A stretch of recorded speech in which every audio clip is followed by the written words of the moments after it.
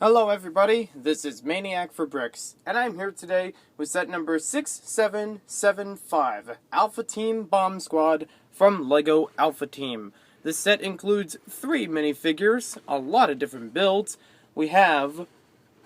hold on. It was released in 2001. It has 190 pieces. Seems like it would have a lot more, just looking at all the different builds. This set was originally retailed for $35 in the United States. That's kind of a high price considering the amount of figures. And I guess there were some other smaller sets that would fit smaller tiers of price. So this one got bumped up a little bit more than I think it would nowadays. Let's take a closer look at this set now. Well, it may be hard to say we have 3 minifigures considering the middle one just has the minifigure legs. It's kind of determined to be an android of some kind called TV. It basically shows a small computer screen. There's actually a printed piece on a 1x2 brick, and it's actually been used in other sets as well. For the other 2 minifigures, the actual minifigures from the set, we have on the left, Charge, and on the right, Crunch. As many of the Alpha Team members, these have different occupations. Charge is the motors and electronics expert, and Crunch is the demolition expert. You'll see more about that as we get into this set.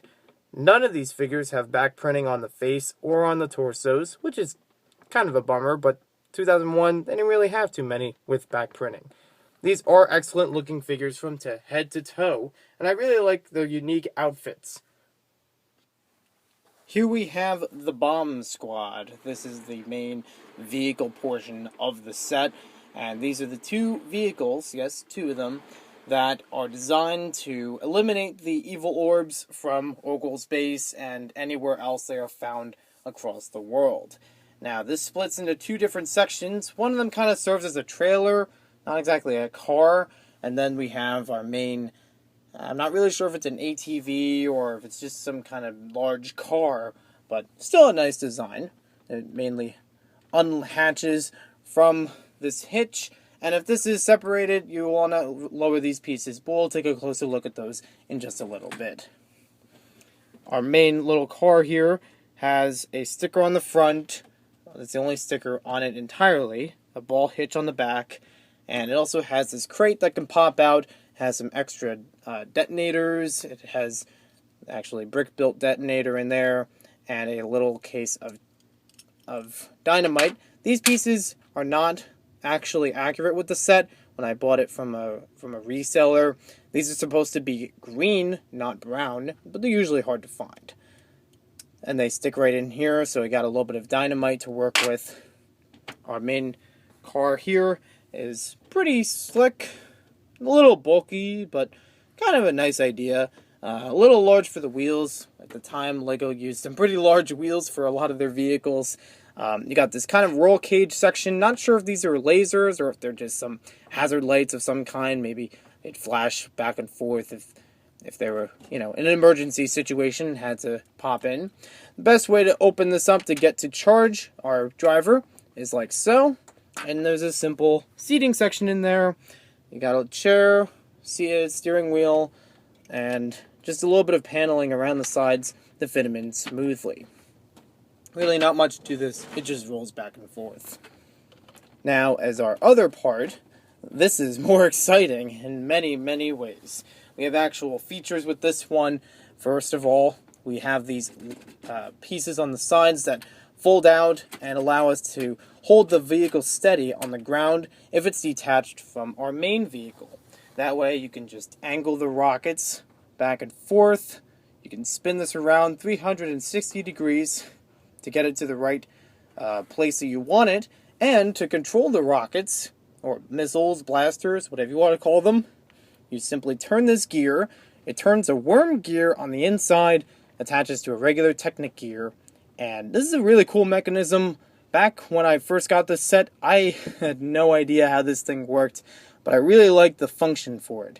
And it's something interesting that I don't think LEGO introduces too often in the Technic and LEGO system capacity, but I still enjoy it. I like the inclusion of it.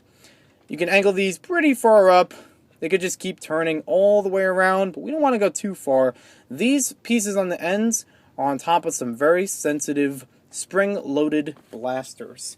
It's easy touch of these will allow us to fire the rockets. It's not too sensitive like today's spring-loaded missiles, the ones you'd normally see from 2014 onwards, but it doesn't take too much effort to just tap on these and fire them off. Now, obviously, you have to be careful around other people so that you don't hit them with this. It does pack a punch, but they do have rubber tips on them, so you can be a little bit safe in case it does come in contact with another person. Our agent on here, Crunch, has this little control. It doesn't really have a control panel in front, just has two levers to angle the rockets and one sticker. This is our target. Obviously, by the printed piece, you can tell it's a target, but this is the area where we dispose of the evil orbs. You can bring them over on this small rover vehicle controlled by charge through the use of TV. It's not exactly an agent, but kind of a humanoid robot of some kind. Not exactly designed to be a minifigure, but it has minifigure legs. You can just simply angle these pieces around and make the arms clamp back and forth with the use of an elastic band. You can carry over this tray. Hopefully it fits in here. Sometimes it does fall off. Most of the time it falls off. What am I kidding? But you can at least carry the evil orb itself, bring it over here, have a little bit of pretend play, and drop it off in this small crate. This is a separate crate than the one we saw earlier with the detonator and the dynamite. The dynamite was a printed piece. You can just drop it off in there, drive this thing away. You can turn around easily, so nice little vehicle to include.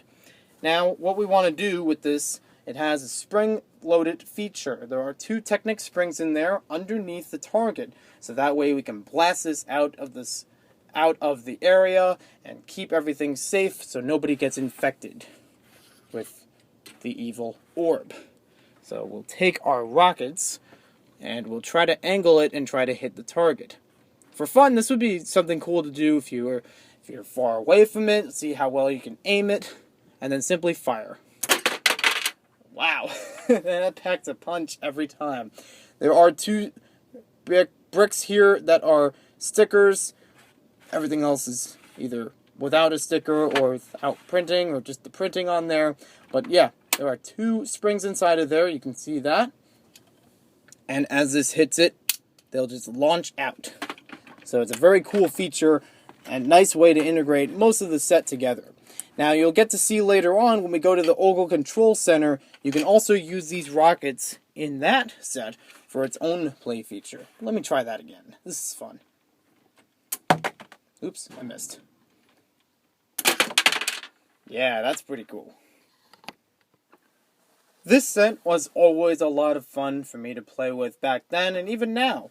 I really enjoy all the different models that are built. They're actually well constructed with a bunch of different pieces. Even the smallest of them has some good, size and style to it. And they're actually nice to integrate with some of the other sets, as we'll see in some other reviews.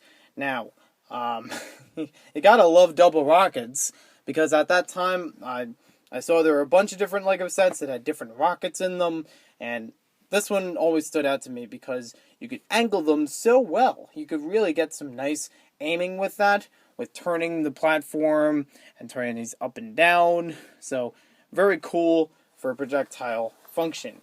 The car, it seems okay. I mean, you need something to carry this massive missile launcher around, but nothing too special. I kind of like how it has storage in the back. I'll give it that credit. And obviously the target is a great use too. It's a neat feature and a lot of it's pretty easy to build. It's a nice little set, and for the time, it seemed reasonable for the mid-level pricing. Although by today's standards, it's probably a little under in terms of price per piece. So thank you for watching this video. Hope you guys enjoyed it. Be sure to check out some more LEGO Alpha Team reviews that I've done on my channel, and more will be coming soon as well. We'll take a look at how this can be used with Ogle Control Center, so look out for that review and see what that secret is about. Thank you for watching this video, and we'll see you next time with more LEGO videos.